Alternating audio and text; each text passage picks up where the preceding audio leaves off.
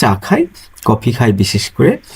আর ২ রকমের কফি পাবেন আপনি, যে দুধের মধ্যে যে একটা কফির প্যাকেট সেটা দিয়ে খেতে পারেন, আবার দুধের মধ্যে যে চিনি দুধ সহ যে একটা কফি আছে, কফি মিশ্রণ, সেটাও খেতে পারেন। আর নিউ মার্কেটের দোতলা বন্ধু জামাল, আমরা রুকু বলি, সে রুকু হলো ডেন্টাল যে ডাক্তার, সেখানে অনেক আড্ডা দেওয়া হয়। তো নিউ মার্কেট জায়গাটা আসলে বেড়ানো ঘোরা আড্ডা মারার একটা আছে বিশেষ জায়গা। সাহেব বাজার অনেকে আড্ডা দেয় কিন্তু হিজিবিজি আছে। আর নদীর ধার তো কথাই না, নদীর ধারে তো আপনি গোটা শহর জুড়ে এই নদী, এখান থেকে ওখান, ওখান থেকে এখান গেছে, নদী আমাদের ডিস্টার্ব করে না। তো নিউ মার্কেটের দৃশ্য আমি আপনাদের সামনে তুলে ধরলাম। ভিডিওতে আপনার কেমন লাগছে একটু জানাবেন।